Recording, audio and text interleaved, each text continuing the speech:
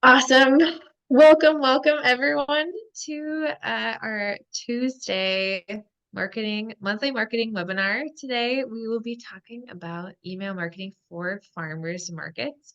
Exciting topic for us. Love email marketing um, and just the ability to boost your engagement and target certain audiences. And we have Haley Lamb from MIFMA, the Director of Communications, joining us today, and I'll have her introduce herself shortly. But if you do not know, we are Taste the Local Difference. We're a marketing agency for local food businesses and farms. We're based in Michigan, but we get the opportunity to work with folks all over the country. Um, and we do things like set up websites, refresh them, set up e-commerce. We specialize in social media strategies, email, logo and design. And really the purpose is to uplift the businesses and sell more local food. I'm Emily. I'm the media and brand manager here at Taste the Local Difference. And I get to do a lot of email marketing as part of my job. So it's a special place in my heart. And then Christina is here as well. I'll have her introduce herself. I'm Christina Marbury, and I am the marketing director here at Taste the Local Difference. I don't get to do as much active email marketing in my day-to-day, but I do a lot of supporting businesses, including farmers markets and other organizations with their email strategies and creating templates for them and schedules. So I do a lot of planning around email, even though I don't create a ton of emails on a regular basis. And we have Haley here today, as we said. So I'm going to let her introduce Michigan Farmers Market Association, kind of what their role in Michigan's local food scene is. And yeah, take it away, Haley. Thank you for that pre-introduction. We are a statewide member-based organization representing and supporting Michigan's 300 plus farmers markets and countless other community-driven marketplaces. Our mission is to place equity at the forefront of supporting the viability of community-driven marketplaces so that they can connect all consumers to local farms and businesses. In practice, what that looks like is everything from running our annual market manager certificate program, where we teach market managers in their first few years of the job to essentially learn everything that they didn't think they needed to know and everything that they did need to know. We also provide technical support and assistance to market managers for things like accepting food assistance benefits at the market. We do state level and national policy work and advocacy. And we could be here all day if I listed everything that we do. So in my role more specifically, I am the face behind all of our digital marketing, including our email newsletter that goes out to about 20,000 people total a few times per month. Excellent. Yeah, thank you so much for joining us. Yes, sometimes I know I get nervous sometimes looking on the send button where it says, "Are you sure you want to send to 7,000 or whatever people?" Like, I think so. We'll see. So we will be going through some different practices of email marketing. Like Haley said, as MIFMA has a million things to talk about, could be here all day. Same with email marketing, but we're just highlighting some of the key factors for your consideration, and specifically for farmers markets. The first one being consistency. That's something we talk about all the time with our marketing efforts is just figuring out what is manageable is a huge piece of email marketing. So I know I am sometimes guilty of getting really excited about something and just like, oh, like I can send it maybe every other day I'll send an email or every third day. And after a while, that doesn't pan out. Usually like within 2 weeks, it kind of could burn out, or you can have a really busy week. And so I think the best thing you can do is really like set a schedule and a reasonable expectation for your emails. And so it makes it way easier to stick with it when you've got that laid out in front of you. And for farmers markets, I know there's like a couple of different cadences you can be on, and I might let Haley kind of speak to it as well. But like I know, I think setting up monthly where it's kind of the events that are going to take place, the things that you can expect in the upcoming month, maybe more of like a high level sort of view of the future of the market. Weekly can be, we'll have some examples later, but things that are going to happen that week, things that are going to be in season, recipes, there's a lot of options there. And then also for special event announcements. And so Christina and I were actually just talking this morning about an event we're excited about that we don't want to get buried in like a long list of um, things we're sending out to our email list. So we're going to make a separate email just about the event. Um, yeah, Haley, would you say the monthly, weekly special events, are there other thoughts you might have about like a typical email schedule or even from your MIFMA perspective? Yes, certainly a market that is more of a special event market, meets a handful of times over the summer, maybe once a month, just for that peak market season, is going to have a very different communication strategy than a 50-week a year-round market with 1 or 2 or even 3 market days per week. So I would say that monthly or weekly is what we see most often, but that also ebbs and flows throughout the year. So markets that are open May to October is a pretty standard time for Michigan based on our weather. So I know sometimes that can change a little bit. Often you'll see as often as weekly throughout those months, but then on the off season, that may look more like once or twice a month until the market opens again. Sure, that's really great insight. Yeah, the ebb and flow of the seasons. Awesome. Next, we're going to talk about actually building that list and having people to receive your emails. I always think about email as one of the most valuable channels that we have when it comes to digital marketing, because the people who are on your email list, you know that your email is going to land in their inbox. They might get a lot of emails. They might not open everyone, but as compared to something like social, where you're reliant on the algorithms determining that your followers want to see the content that you've posted, with email, you know everyone's going to get into, you're going to get into everyone's inbox that's on your list, which I think is incredible. And I always like to remind people, I don't know if farmers markets have this, I haven't heard it from them as much, but I hear from a lot of farmers. I don't want to annoy people by sending them too many emails. And I always try and remind them that people signed up for your email list for a reason, because they want to hear from you. So look at these people as your customers, as usually your biggest fans, the people who come to market every single week or come to market when it's raining and lots of other people aren't there. And having them know what's going on at the market is really, really valuable.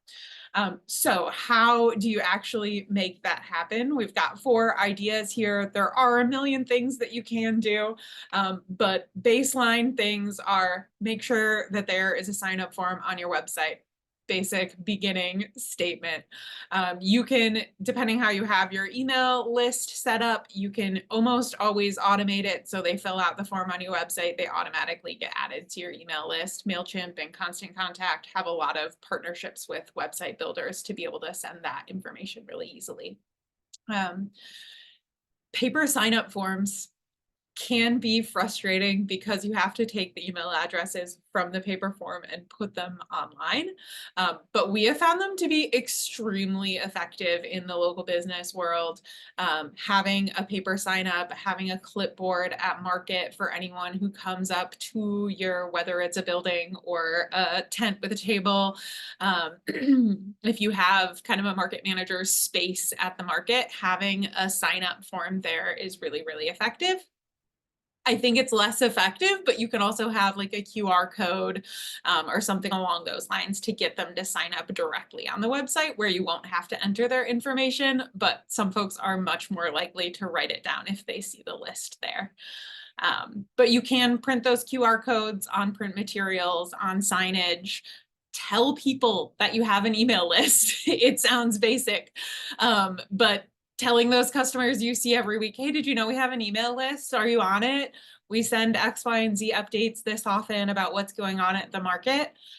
You can do that also on social media or any other place that you're communicating out with folks, letting them know that you have that email list. And it's a really easy way to make sure you always know what's going on at the market. So in addition to maybe an actual post on social media, we definitely always recommend everyone has a link to sign up for their newsletter in their social media profiles. The screenshot here is of our, we use a site called, oh my gosh, I'm blanking, campsite.bio for our Instagram links, but there's a bunch of them that exist out there. So this might not be an immediate one, but recently this is what our campsite link list looked like. So if you click the link in our Instagram bio, you see this list, and we always have the newsletter sign up on there. It jumps from being high up to low down depending on what else we're promoting. But really just getting the word out there. One other thing that I see a lot of people do that I didn't put on this list was put a little note at the bottom of your email that says, were you forwarded this email from a friend? Here's where you sign up, and put a link to the sign up page on your website. Because people do forward around emails like that. They see an event that's going on at your market and they send it to a friend or a recipe that you've shared and send it around to family who they want to cook that meal with. So that's another great way to kind of capture the friends and family sort of thing. The one last thing I will call out is if you are starting from scratch, starting a new email list, sometimes it can be nice to have a little like promo thing at the market, have something to give away, stickers, like a cool free download that they get sent if they sign up for your email, but just something like a little bit of a promotion to encourage people to sign up, especially when you're just getting started.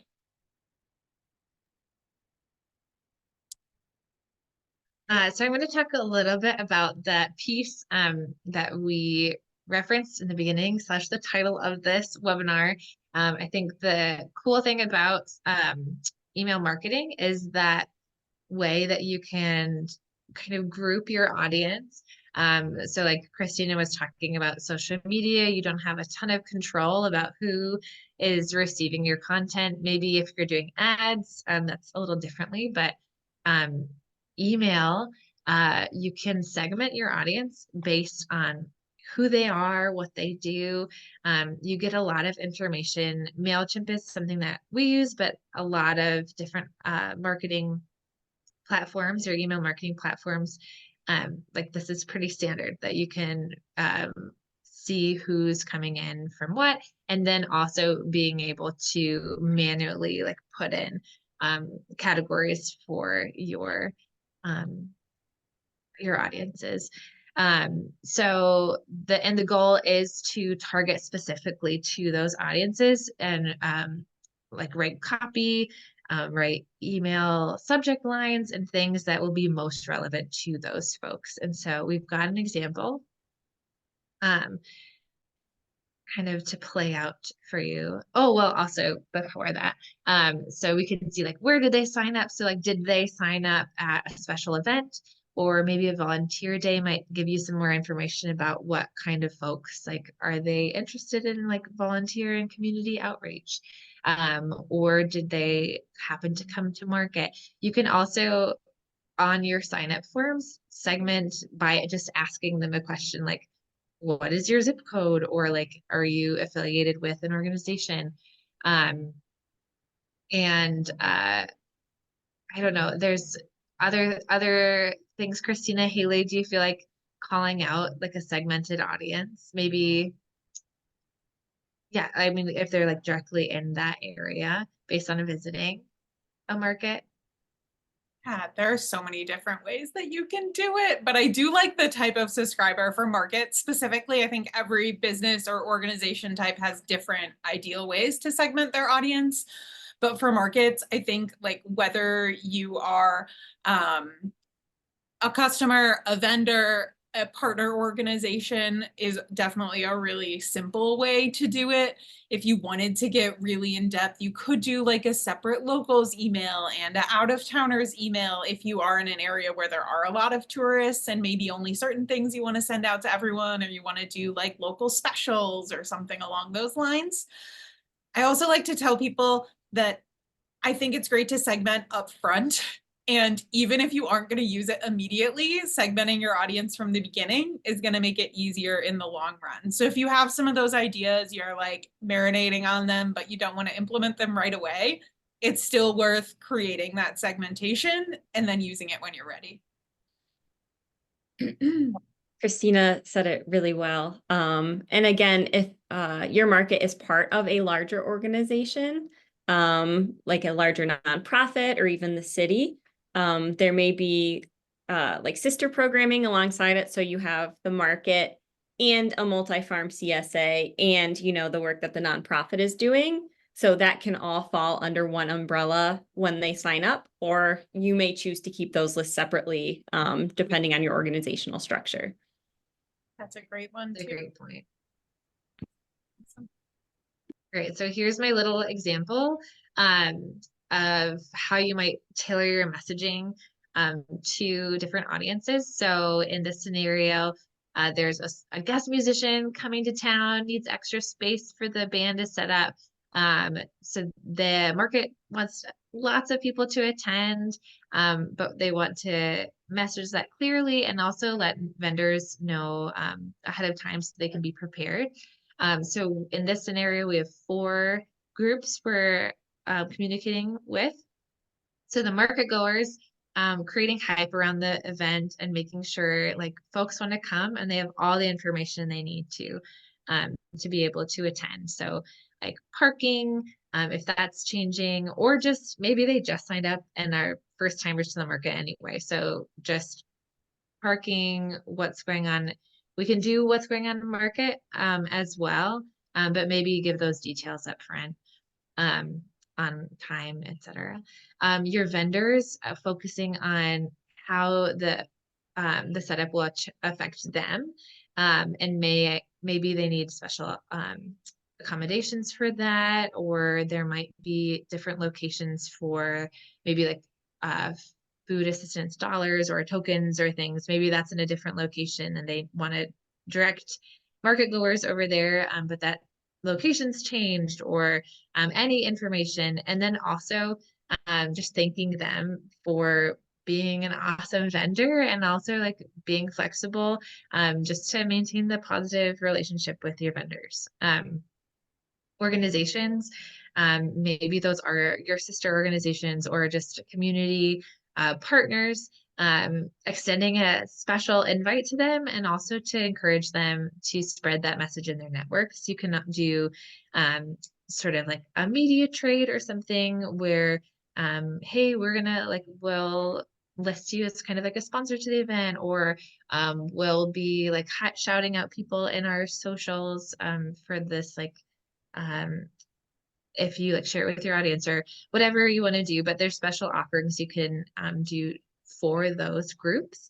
And then the media that you, similar to the market goers audience, we're just more like press release focused. So providing details like photos, interviews, contact people, things that they can communicate to market goers as well.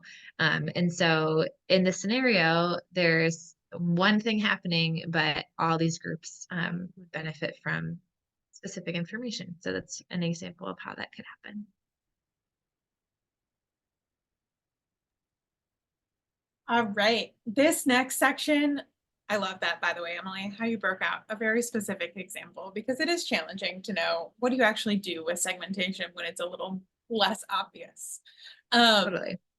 So one of the next very important pieces of sending effective emails is creating really compelling subject lines and your content. The subject lines are important because it's one of the main factors determining whether somebody opens your email. There's kind of the background of how they're connected to the organization or to the market. And if they just want to know everything you put out there into the world, those are your like big fans. And then the people who are kind of in the middle often are going to decide whether or not to open something based on the subject line and if it sounds like something that might be interesting to them. And then you can build that sort of trust and relationship with your email subscribers by providing valuable information for them. So if somebody knows, oh, every time I open my email from MIFMA, I get some really cool information that's really relevant and I'm excited about, they're more likely to continue opening those emails. So some ideas of really valuable information that you could share with folks are things like recipes. Anybody who sells food that is cooked is gonna do great sharing recipes. They don't have to be your own. They can be, you know, a collection of recipes from online or from your vendors who have recipes on their websites. But showing people what to do with what they can buy at market during any given time period is really valuable. Giving some behind the scenes. People love to know what makes things happen. As a previous market manager, I feel like markets are a wild world that nobody really knows what it's really like behind the scenes. Or being a market manager, there's some fun stories you can tell, like what happens at 5 a.m. when everybody's showing up to get set up. What are those kind of insider tricks that maybe you could share about, you know, what time do you need to get there to get strawberries the first week that strawberries are at market, or, you know, some of those little tips that you can give folks. What you find at market that week, always, especially if you're doing a weekly email, and especially if you can like walk around the market on one week and ask vendors what new they might be harvesting and bringing the next week, or getting in a cycle where your vendors know, oh, if I let my manager know that I'm going to be harvesting whatever crop it might be as the first harvest and bringing it to market, they'll share it out with the audience, and then people are going to come and find me and buy that thing from me. It's free promotion for those vendors. They'll kind of get in a cycle of letting you know what's coming on. And then vendor highlights. It's probably something most of you are already considering in your media, your website, your social media, but telling the story of your vendors, because really markets are there so the vendors are successful, right? And so, you know, you can choose, it can be simple, like you could do 4 every time you send an email and just have like a 2-sentence thing about them, or you can do some more in-depth, really telling their story behind the scenes sort of content. There are 3 subject line examples here. So trying to kind of nail down this point of those subject lines being really important to who opens it. This first one, market 6/29. Hey, we have a market coming up. It's on this date. That's all I'm going to tell you. People who really love you will probably open it, but probably not everyone. The middle one, I think, is kind of a in between. Come to the farmer's market. What farmer's market is it? When is the market? What's going to be there? It brings up all these questions, but it gets a little bit closer. And then I think a really great subject line, this one, Michigan Farmers Market 6/29. So what market is it? What date are you promoting? And then Garlicscapes, dueling banjos, and more. So there's Garlicscapes as a new thing at the market. We're going to have some music, live music for you. Here's all these reasons that you should start thinking about it and getting excited about the market. Haley, are there any awesome subject lines that you've seen or anything you think about when it comes to subject lines? I want to know where I can RSVP for this market on the 29th. I am very interested in Garlicscapes and dueling banjos. Awesome. All right, one more quick slide in this section, which is about a variety of things that you can do to make your emails engaging and perform well. You can conduct surveys in your email. Depending what platform you use, MailChimp has built-in surveying, so you can put the survey right in your email, which is awesome. And that can be really good for asking for input. People love to give input. You can also send your email from an email address that somebody on your team checks and just say, reply to this email and tell us what you want to learn more about. you can ask them that, when they sign up for the newsletter as well. You can send surveys more specifically about the market. What do you want to see more of at the market? Does the time work well for you? If you're thinking about switching times or days, you can use email to survey folks about that as well. And then we always recommend people think about A/B testing, which is like, I'd say next level email marketing. But you can send, in most platforms, you can send 2 versions of the same email and let people, by way of engaging with it, determine which one is more impactful. So you can try different calls to action. So you could make the buttons in your emails have different words or be different colors or be placed in different places and see what works best. And then when you learn something from one email, you take that into the next email that you send, and maybe you try and test something else. And what that really does is tell you what your audience likes, because anybody can tell you what the best practices out there are, but every community is different. Every audience for every business or organization is going to be a little bit different. So really understanding what resonates well with your audience will make your emails more effective. All right. So now we have some questions for Haley, and I'm realizing that we have already spoken for 28 minutes. We aren't in a hurry to close this down right at 1:30. I did leave a message in the chat. If anyone has questions, feel free to drop them there, and we're going to ask some questions of Haley. So first, oh, go ahead. And if you have to leave at 1:30, this is recorded and we'll be uploading it to YouTube. So we'll send you that link. You can look for that as well. So Haley, what are some common mistakes markets make in their email marketing efforts? There are 2 things that come to mind right away for me when I hear that question. And the first one is thinking that if there's not a market or not a special event that week, that you don't need to say anything. Especially on things like the off season for seasonal markets. I know we spoke earlier that you might not be sending a weekly email for the months that your market is not operating, but checking in once a month just to share, the market is starting 2 months away. Here's the vendor application. If you have any new faces you'd like to see at the market. And one of my favorites is where else you can be supporting the vendors that are at the market during the year if your market is not operating.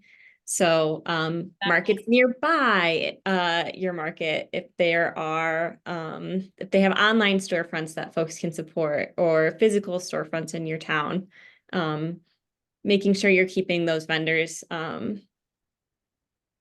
close to your market's heart during the off season. And the other is just not using the data and the tools that you talked about in an earlier slide.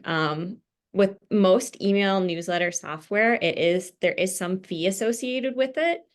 And you will pay the same amount whether you're using all the extras that they give you or not. So really in a sector where every dollar needs to have a purpose, make sure you're getting the most out of your investment and using the tools that are available to you. I love that.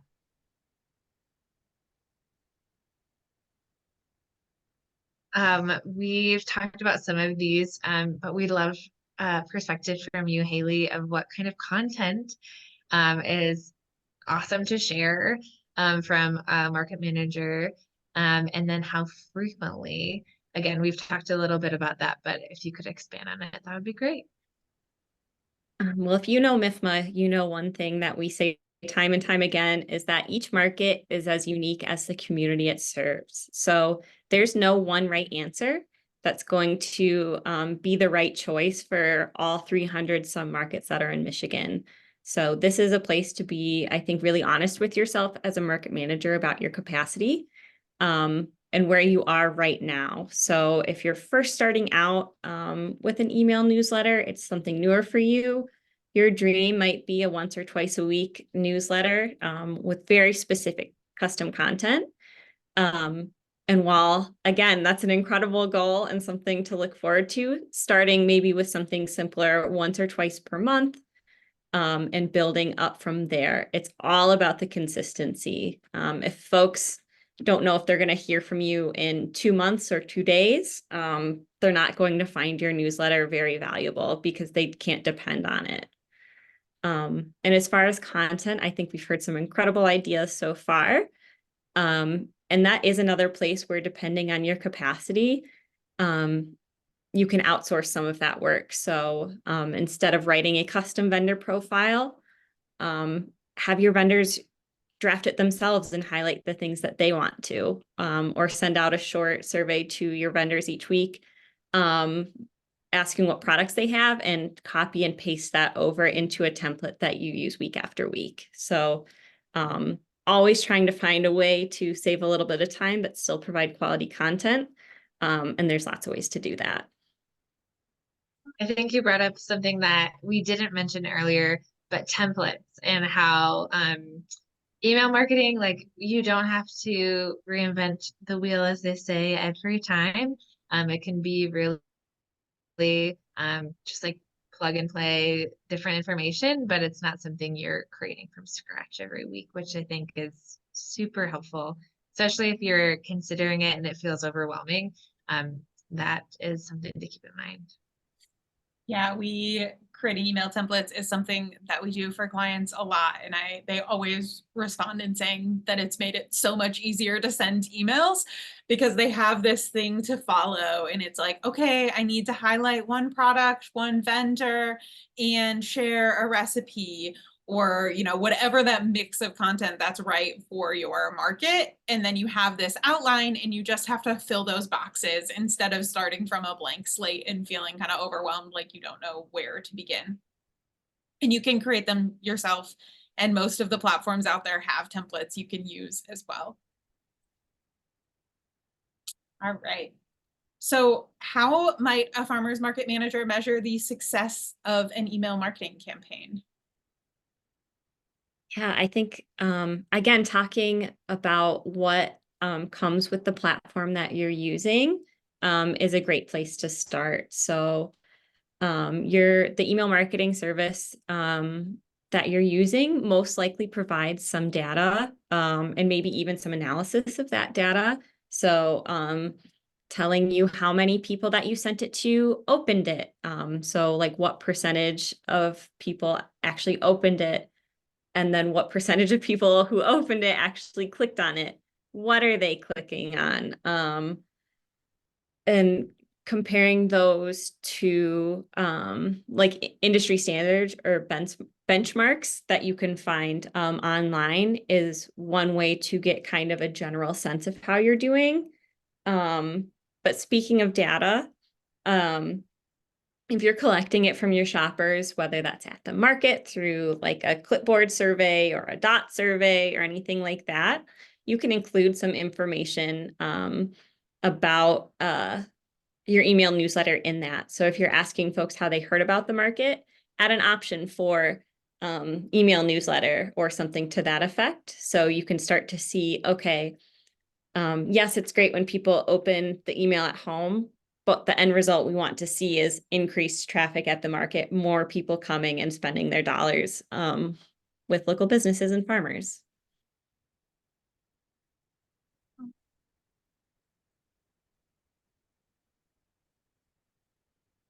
All Are right. there, Go oh, ahead.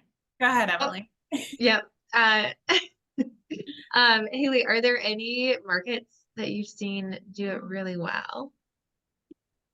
Yes, I'm just realizing that I can't share my screen, but that's okay. We can send some follow-up materials with some links. I am based in Lansing, so you'll see that my answers show a little bit of bias in that regard. So I love the East Lansing Farmers Market newsletter. They send that out weekly, approximately during the season, and then a few check-ins on their off season. And one thing I like is that it starts with all the information about what vendors will be there, what food assistance benefits each accepts, and then what sort of product they'll have. They make parking information very easy to find. I know lots of folks are intimidated by downtown East Lansing if they don't live within walking distance of the market.